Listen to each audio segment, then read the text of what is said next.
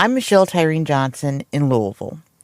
Play Cousins Collective is a nonprofit organization rooted in the concept that it takes a village to raise a child. But how does that philosophy survive in a culture that puts so much value on individual rights and responsibilities?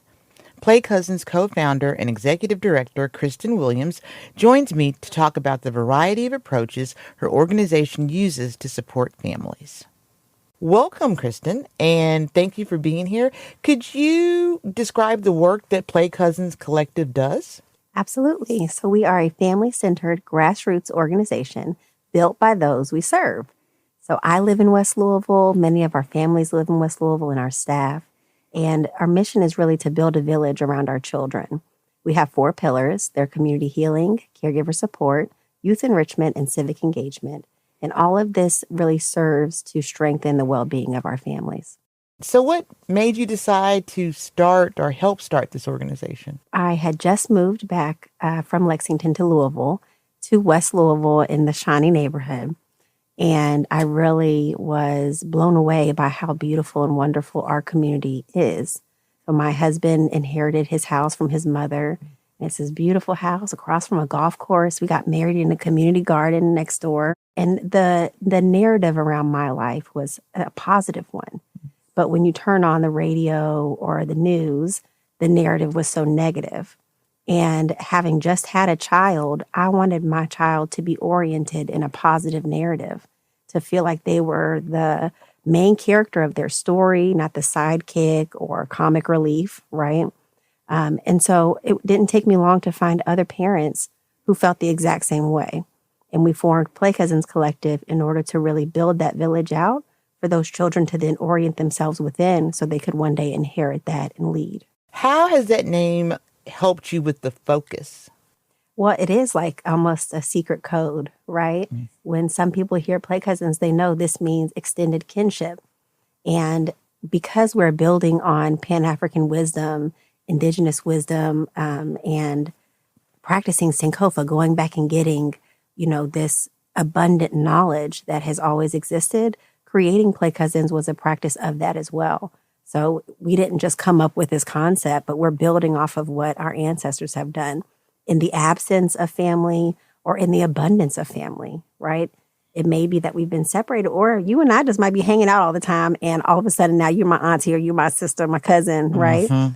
Because that's what we call an ancestral method of healing and resilience in our community. Why do you think that focus on family, especially in the Black community, is particularly important right now? Family is the root, right? And so if the root is not well, then the community is not well, the city itself is suffering, the nation, right? And ultimately our world.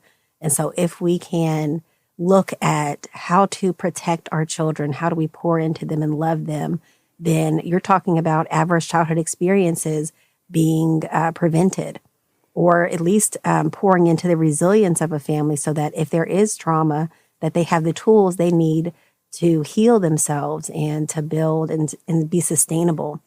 So much comes from adverse childhood experiences, right?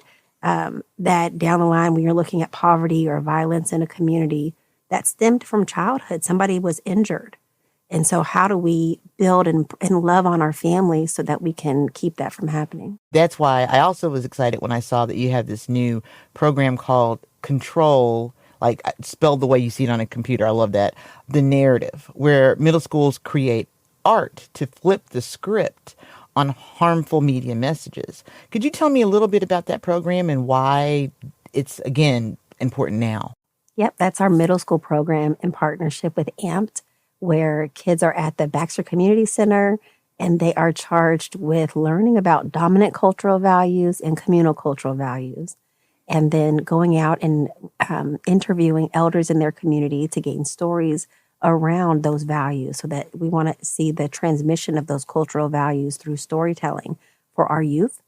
They're capturing that information and they are creating audio files that we will then turn into QR codes and put in our park in Sankofa Sanctuary. So when you're in Chickasaw Park and you see a tree and it's got this cool QR code, you'll scan that and you'll hear the voice of an elder and a youth talking about the values of their community. When do you think those QR codes in the park will go up? In the spring. Oh, nice. That'll be super nice.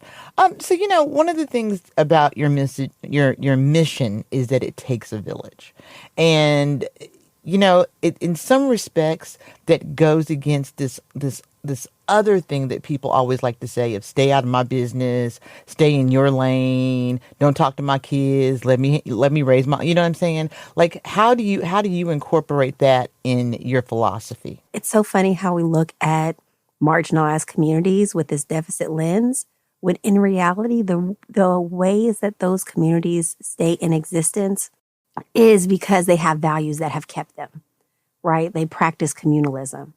And so we talk to parents about how individualism and domination culture has impacted their lives, right? Parents are told all the time, you got to pick yourself up by your bootstraps. You have to do it alone, right? They're under the assumption that they are being judged constantly. And so before you can tell somebody's child something, you need to build a relationship with that parent. There has to be trust. That parent has to know that you care about them, and that not only I might say something to your child, but also I might expect you to say something to my child if they're acting up, right? And not just acting up, but like if they need help. If you see my child out and they look like they are maybe acting up, they got spray paint can and they're about to tag it, right? They're about to tag the stop sign. I'm calling on you to say, hey, what are you doing? Right? You're his auntie. Yeah. Because we are sharing this community together. But if we don't have that type of a relationship, and I feel like I'm in danger, I'm going to be moving from a trauma response in all of my relationships. And I'm going to be letting this other culture dictate the way that I engage with you, unless we're building a culture amongst ourselves so that we have this other language and other ways to be with one another. That was Play Cousins co-founder and executive director Kristen Williams.